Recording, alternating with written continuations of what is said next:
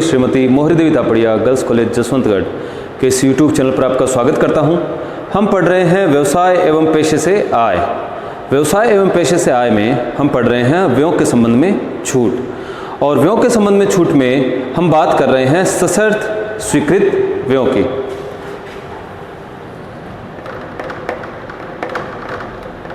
सशर्त स्वीकृत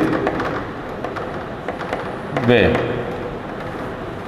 तो हमने बात की थी कि व्ययों को स्वीकृत करने के लिए या व्ययों की कटौती स्वीकृत करने के लिए इनके साथ कोई शर्त लगा दी जाती है, और उस शर्त की पूर्ति करने पर ही जो है व्ययों की कटौती प्रदान की जाती है। इनमें पहला, उद्गम स्थान पर कर की कटौती करने पर स्वीकृत व्यय।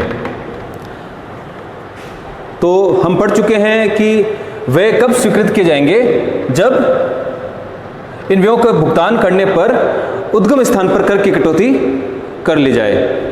दूसरा है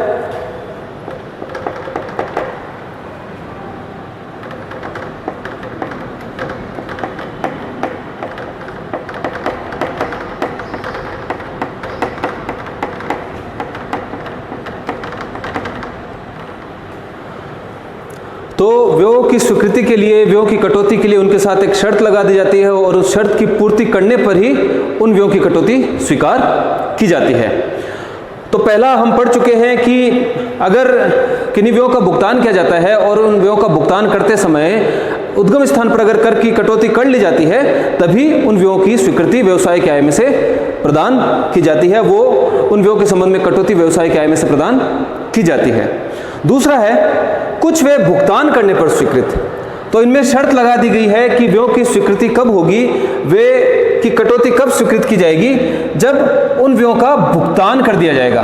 देय आधार पर, ड्यू बेसिस पर इन व्ययों की कटौती स्वीकृत नहीं की जाएगी। तो ऐसे कौन कौन से व्यय हैं जिनका भुगतान करने पर ही कटौती स्वीकृत की जाती है? तो पहला है अप्रत्यक्ष कर।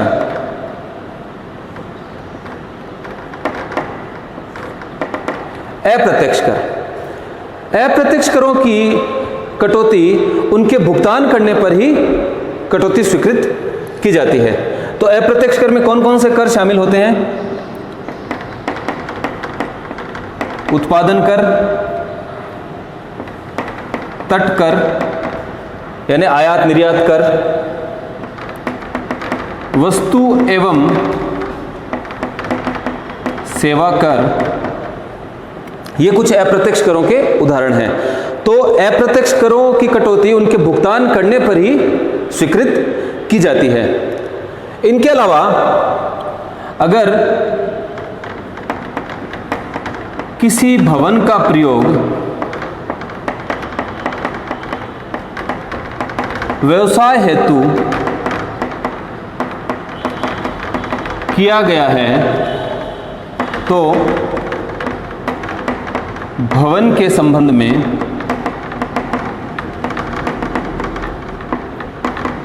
चुकाए गए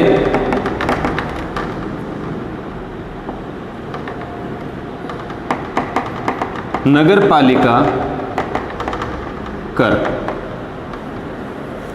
इसके अलावा अगर किसी भवन का प्रयोग व्यवसाय हेतु किया गया है और उस भवन के संबंध में कोई नगरपालिका कर चुकाए हैं, नगरपालिका कर, नगर परिषद कर, किसी भी स्थानीय सत्ता द्वारा लगाए गए कर अगर भवन के संबंध में चुकाए गए हैं, तो वे कर भी अप्रत्यक्ष करों की श्रेणी में आते हैं, और इस प्रकार के करों का भुगतान करने पर ही व्यवसाय की आय में से कटौती स्वीकृत की जाती है।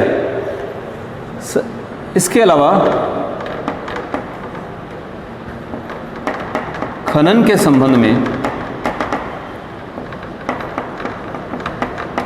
केंद्रीय सरकार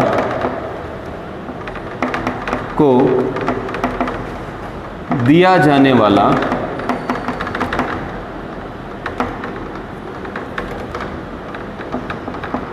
अधिकार शुल्क, केंद्रीय राज्य सरकार। तो अगर किसी व्यवसायी ने खनन का कार्य कर रहा है और इस खनन के कार्य के संबंध में सरकार को अगर कोई रॉयल्टी चुकाई जाती है तो वो रॉयल्टी की कटौती उसके भुगतान करने पर ही प्रदान की जाएगी। तो ये सब अप्रत्यक्ष कर के अंतर्गत शामिल होते हैं। तो हम बात कर रहे हैं कि वे कब स्वीकृत होंगे, जब व्ययों का भुगतान कर दिया जाएगा। तो भुगतान करने की तिथि क्या रहेगी? तो व्ययों का भुगतान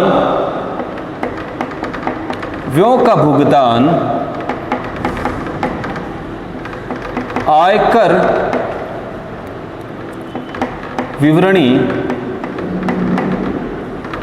विवरणी भरने की देय तिथि से पूर्व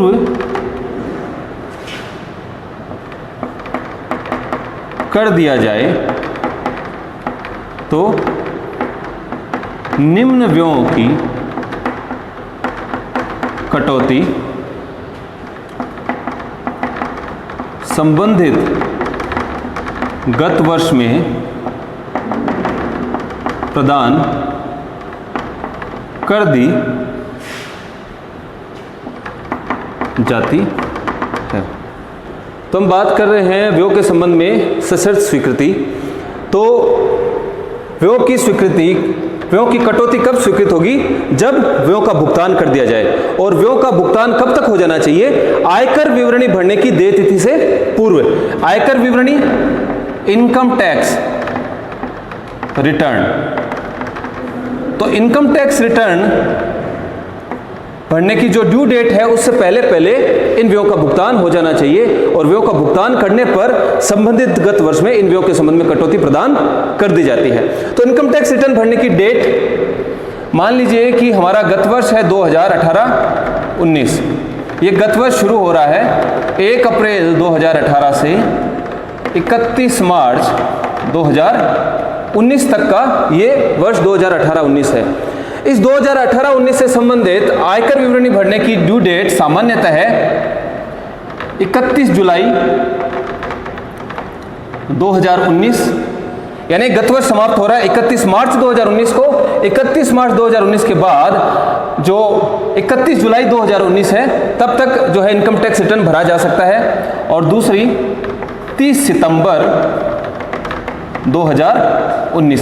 सामान्यतः ये दो देय तिथियां होती हैं। जिन व्यवसायों का अंकेक्षण नहीं करवाया जा रहा है, जिनके खातों की ऑडिट नहीं हो रही है, उनके लिए 31 जुलाई जो है इनकम टैक्स रिटर्न भरने की डेट होती है। और जिन व्यवसायी का अंकेक्षण करवाया जा रहा है, खातों का ऑडिट करवाया जाता है, उनके लिए जो इनकम टैक्स रिटर्न भरने की ड्यू डेट होती है वो 30 सितंबर होती है। तो वे कब स्वीकृत किए जाएंगे? जब व्ययों का भुगतान आयकर विवरण भरने की देय तिथि से पहले कर दिया जाए। तो अगर 31 जुलाई या 30 सितंबर से पहले इन व्ययों का भुगतान कर दिया जाए, जिनकी हम बात करेंगे, तो संबंधित गत वर्ष में यानी 2018-19 की आय में से इन व्ययों की जो है कटौती प्रदान कर दी जाएगी। तो ऐसे व्ययों में पहला व्यय है अप्रत्यक्ष कर। अगर अप्रत्यक्ष करों का भुगतान 31 जुलाई या 30 सितंबर यानी आयकर विवरणी भरने की देय तिथि से पहले कर दिया जाता है, तो संबंधित गत वर्ष की आय में से इनकी कटौती स्वीकार कर दी जाती है। भुगतान करने पर ही अप्रत्यक्ष करों की कटौती स्वीकार की जाती है। दूसरा है बैंकिंग कंपनी, वित्तीय संस्था,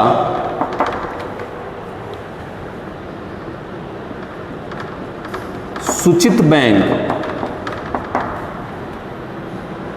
एवं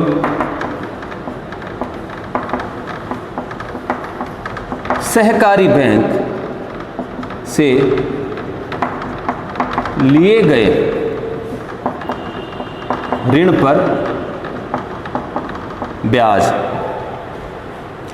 तो व्यवसाय द्वारा ऋण लिया गया है और वो ऋण अगर किसी बैंकिंग कंपनी से, किसी वित्तीय संस्था से, सूचित बैंक से या सहकारी बैंक से लिया है और उस ऋण पर जो ब्याज देय होता है, उस ब्याज का भुगतान आयकर विवरणी भरने की देय तिथि से पहले कर दिया जाता है, तो इस ब्याज के संबंध में व्यवसाय की आय में से कटौती प्रदान कर दी जाती है। तो ऐसे ऋण पर जो ब्याज है उसकी कटौती केवल भुगतान करने पर ही स्वीकृत की जाएगी। अगर ऋण किसी मित्र से लिया है, अगर ऋण जनता से लिया है पब्लिक डिपॉजिट्स के रूप में, अगर ऋण पत्रों के रूप में लिया है, तब यह नियम लागू नहीं होता। तो ऋण पत्रों पर जो ब्याज चुकाया जाता है, जनता से अगर कोई पब्लिक डिपॉजिट्स पर अगर कोई ब्याज देय हो रहा है, या मित्र से कोई ऋण लिया उस पर कोई ब्याज देय हो रहा है, तो इस प्रकार के ब्याज की कटौती देय आधार पर कर दी जाती है, इसका भुगतान करना आवश्यक नहीं है। लेकिन अगर ऋण बैंकिंग कंपनी, वित्तीय संस्था, सूचित बैंक, सहकारी बैंक से अगर कोई ऋण लिया है और उस पर जो ब्याज देय है उसकी कटौती केवल भुगतान करने पर ही स्वीकृत की जाएगी, और भुगतान उसका आयकर विवरणी भरने की देय तिथि से पूर्व करना आवश्यक है। तीसरा,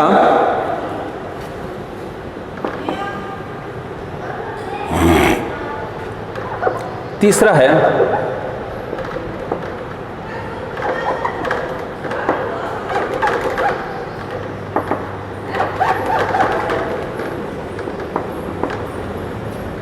कर्मचारी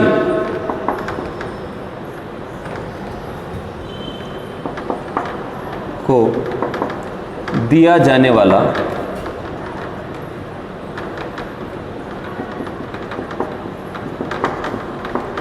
बोनस एवं कमीशन। तो अगर कर्मचारियों को कोई बोनस एवं कमीशन दिया जा रहा है, तो इस प्रकार के बोनस और कमीशन की कटौती भुगतान करने पर ही जो है व्यवसाय के आय में से स्वीकृत की जाएगी। इनकी घोषणा कर दी जाए, बोनस की घोषणा कर दी जाए या कमीशन के देय आधार पर कटौती स्वीकार नहीं की जाती। चौथा है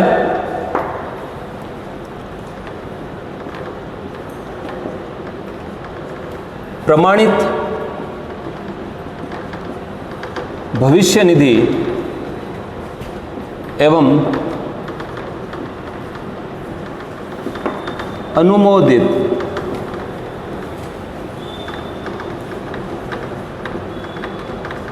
अधिवार्षिकी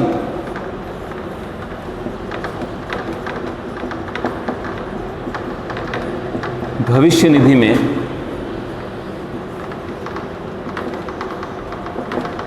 नियोक्ता का अंशदान। तो नियोक्ता अपने कर्मचारियों के लिए प्रमाणित भविष्य निधि और अधिवार्षिकी भविष्य निधि में अंशदान करता है। जितना अंशदान कर्मचारी के वेतन में से कर्मचारी द्वारा किया जाता है, उतना ही अंशदान नियोक्ता द्वारा भी किया जाता है। तो नियोक्ता द्वारा जो अंशदान किया जाता है, उस अंशदान का भुगतान करने पर ही जो है इस प्रकार के अंशदान की कटौती व्यवसाय के आय में से प्रदान की जाती है। और नियोक्ता के अंशदान को जो है आयकर विवरणी भरने की अंतिम तिथि से पहले जमा करवा दिया जाना चाहिए, प्रमाणित भविष्य निधि और अनुमोदित अधिवार्षिकी भविष्य निधि में। इसके संबंध में कुछ सीमाएं हैं। जैसे प्रमाणित भविष्य निधि है, तो प्रमाणित भविष्य निधि में अगर प्रमाणित भविष्य निधि किसी कर्मचारी का कंपनी के 10% से अधिक मतों में अधिकार है तो प्रमाणित भविष्य निधि में कर्मचारी एवं नियोक्ता का अंशदान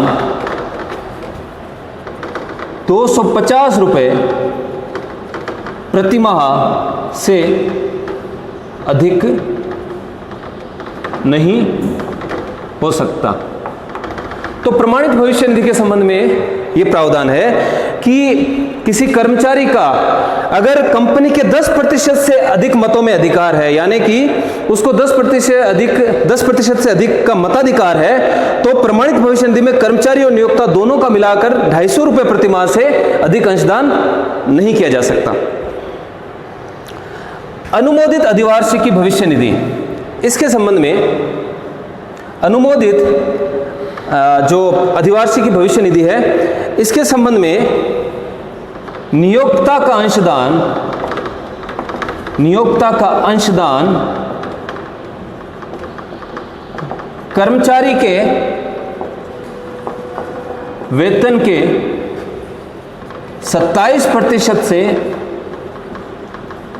अधिक नहीं हो सकता। अगर नियोक्ता द्वारा कर्मचारी के लिए अनुमोदित अधिवार्षिकी निधि में योगदान किया जाता है, अंशदान किया जाता है, तो नियोक्ता का अंशदान कर्मचारी के वेतन के 27% से अधिक नहीं हो सकता। अगर नियोक्ता द्वारा कर्मचारी के लिए कर्मचारी की प्रमाणित भविष्य निधि, अप्रमाणित भविष्य निधि, अनुमोदित भविष्य निधि, अधिवार्षिकी भविष्य निधि, इस प्रकार की भविष्य निधियों में जब अंशदान किया जाता है तो सभी भविष्य निधियों का कुल मिलाकर जो अंशदान है कर्मचारी के वेतन के 27% से अधिक नहीं हो सकता।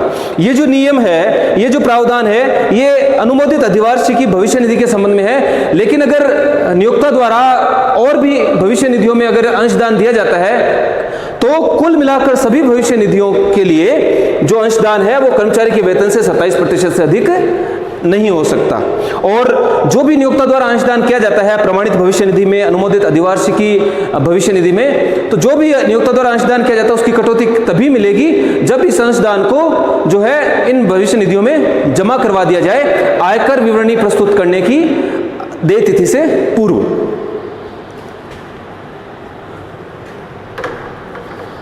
पांचवा है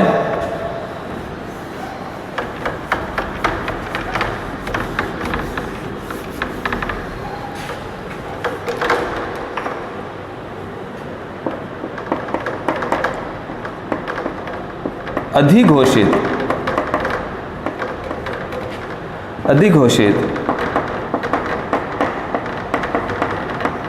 पेंशन योजना में नियोक्ता का अंशदान। हम नियोक्ता की बात कर रहे हैं। नियोक्ता का मतलब एम्प्लॉयर, व्यवसायी जो जिसके यहाँ कर्मचारी काम कर रहे हैं। तो अधिघोषित पेंशन योजना में नियोक्ता का अंशदान, अगर नियोक्ता द्वारा कर्मचारियों के हित के लिए राष्ट्रीय पेंशन योजना के अंतर्गत पेंशन योजना चलाई जा रही है और इस पेंशन योजना में नियोक्ता द्वारा अंशदान किया जाता है, तो ऐसा अंशदान कर्मचारी के वेतन के 10% से अधिक नहीं होना चाहिए। तो जब हम ये अधिकतम सीमाओं की बात कर रहे हैं कि जो यहाँ पे हमने बात करी थी कि प्रमाणित भविष्य निधि और अनुमोदित अधिवार्षिकी निधि या सभी भविष्य निधियों में जो नियोक्ता का अंशदान है वो कर्मचारी के वेतन से 27% से अधिक नहीं हो सकता, यानी कि जो कटौती है वो केवल 27% तक ही स्वीकृत की जाएगी। अगर नियोक्ता का अंशदान 27% से अधिक होता है तो जो अधिक की राशि है वो अस्वीकृत कर दी जाएगी, चाहे नियोक्ता का अंशदान भविष्य निधियों में आयकर विवरणी प्रस्तुत करने की देय तिथि से पूर्व जमा करवा दिया जाए।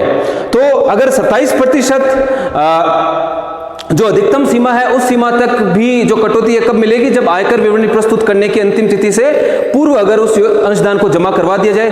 लेकिन अगर जो अंशदान है वो 27% से अधिक है तो अधिक की राशि अस्वीकृत कर दी जाएगी। तो इसी प्रकार जब अधिघोषित पेंशन योजना में नियोक्ता का अंशदान कर्मचारी के वेतन के 10% से अधिक नहीं होना चाहिए।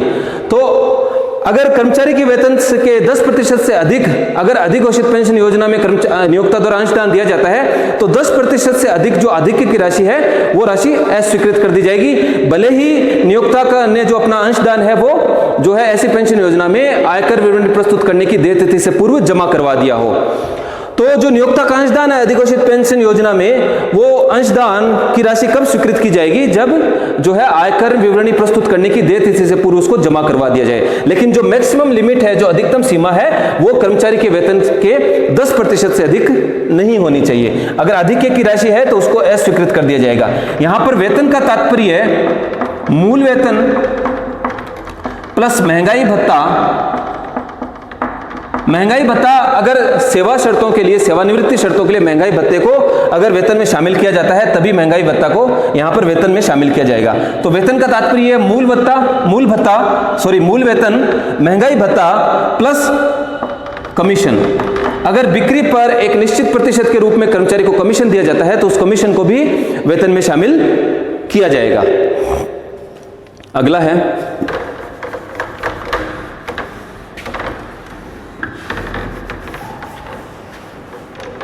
छठा है ग्रेच्युटी या उपदान निधि में नियोक्ता का अंशदान। तो ग्रेच्युटी या उपदान निधि में नियोक्ता का अंशदान, तो अगर कर्मचारियों के हित के लिए अगर किसी उपदान निधि जो बनाई जाती है, उपदान निधि की स्थापना की जाती है और उसमें नियोक्ता का अंशदान दिया जाता है, तो ऐसे अंशदान के संबंध में कटौती तभी दी जाएगी जब ऐसा अंशदान जो आयकर विवरणी प्रस्तुत करने की देय तिथि से पूर्व जमा करवा दिया जाए। तो ये जो ग्रेच्युटी फंड है, उपदान निधि है, इसकी स्थापना कर्मचारी के हित में की जानी चाहिए और जो है ये ग्रेच्युटी अनुमोदित होनी चाहिए। और ग्रेच्युटी या उपदान निधि के संबंध में वही प्रावधान लागू होते हैं जो प्रमाणित भविष्य निधि के संबंध में लागू होते हैं। तो हम पढ़ रहे हैं कुछ व्यय भुगतान करने पर स्वीकृत। तो व्ययों की स्वीकृति, व्ययों के संबंध में कटौती कब की जाएगी? जब इन व्ययों का भुगतान कर दिया जाएगा। और भुगतान करने की जो तिथि है वो है आयकर विवरणी भरने की देय तिथि से पूर्व, यानी इनकम टैक्स रिटर्न भरने से पहले इन व्ययों का भुगतान कर दिया जाता है, तो जो है संबंधित गत वर्ष में इन व्ययों के संबंध में कटौती प्रदान कर दी जाती है। तो अब तक हमने जो भी व्यय पढ़े थे उन व्ययों के संबंध में ये जो है नियम लागू होता है। लेकिन अब हम बात करेंगे प्रमाणित भविष्य निधि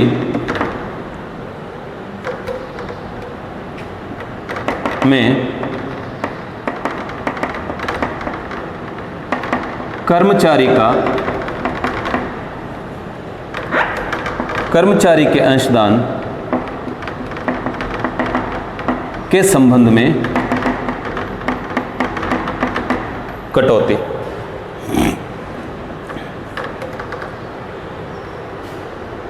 जो भी भविष्य निधियां बनाई जाती है उनमें कर्मचारी और नियोक्ता दोनों द्वारा अंशदान किया जाता है।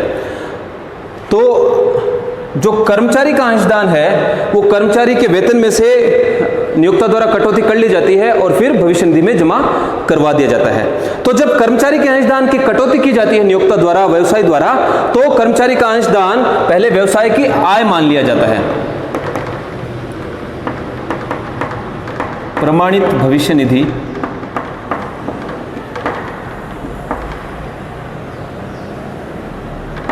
एवं अनुमोदित भविष्य निधि प्रमाणित भविष्य निधि, अनुमोदित भविष्य निधि, उपदान निधि एवं कर्मचारी राज्य बीमा के संबंध में, कर्मचारी राज्य बीमा के संबंध में कर्मचारी के वेतन में से की गई अंशदान की कटौती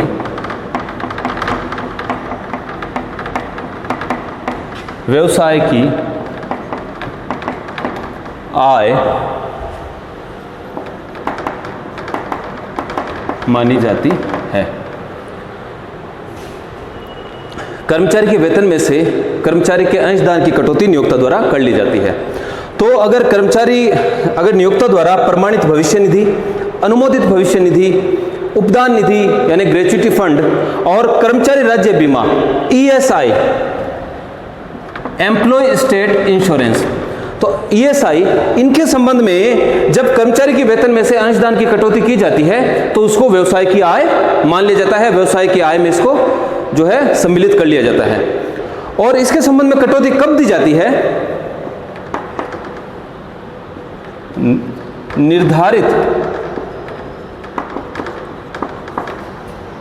निर्धारित तिथि तक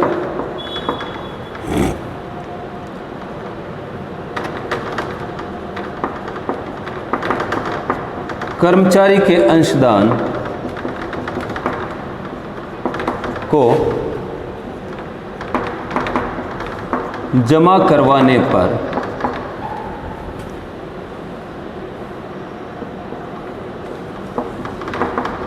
कर्मचारी के अंशदान की राशि की कटौती प्रदान की जाती है।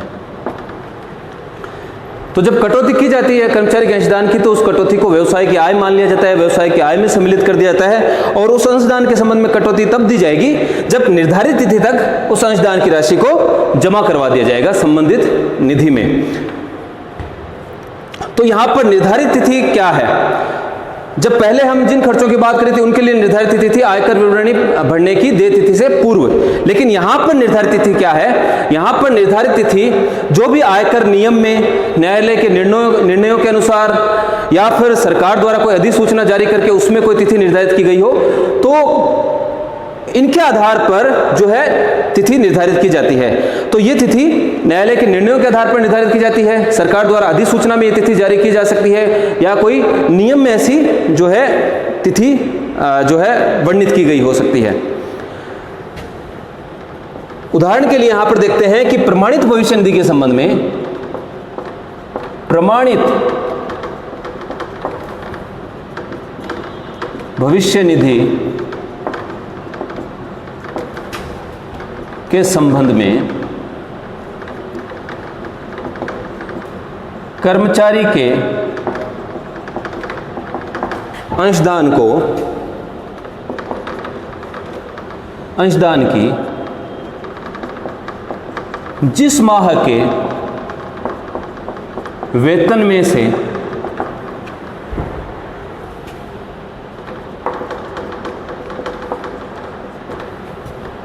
जिस माह के कर्मचारी के अंशदान की जिस माह के वेतन में से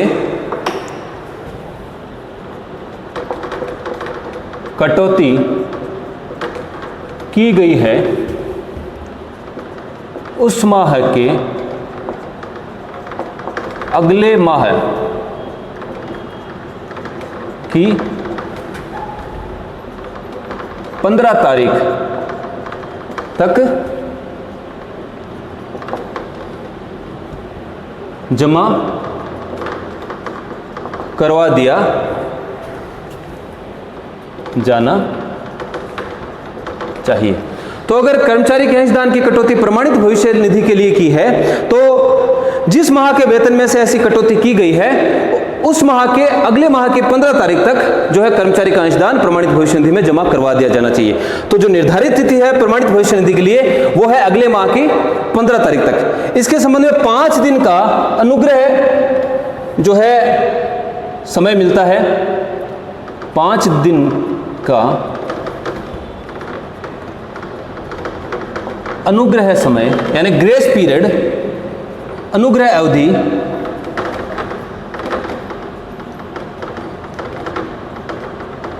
दी जाती है और कर्मचारी के अंशदान को जमा करवाने के लिए 5 दिन की अनुग्रह अवधि दी जाती है। अगले माह की 15 तारीख तक जमा हो जाना चाहिए और 5 दिन का ग्रेस पीरियड दिया जाता है, यानी कुल मिलाकर 20 दिन के अंदर अगले माह की 20 तारीख तक जो है प्रमाणित भविष्य निधि में कर्मचारी का अंशदान जमा हो जाता है। तो कर्मचारी के अंशदान के संबंध में जो है व्यवसाय की आय में से कटौती प्रदान कर दी जाती है। अगर कर्मचारी का अंशदान निर्धारित तिथि तक अगर जमा नहीं करवाया जाता है तो फिर ऐसे अंशदान की कटौती कभी भी नहीं दी जाएगी भविष्य में।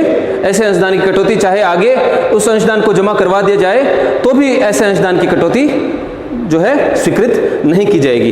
तो जो कर्मचारी का अंशदान है वो निर्धारित तिथि तक जमा हो जाना चाहिए। निर्धारित तिथि तक जमा होने पर ही व्यवसाय की आय में से अंशदान की कटौती, कर्मचारी के अंशदान की कटौती प्रदान की जाती है। तो आज के लिए इतना ही। इस वीडियो को लाइक कीजिए, शेयर कीजिए, हमारे YouTube चैनल को सब्सक्राइब कीजिए। धन्यवाद।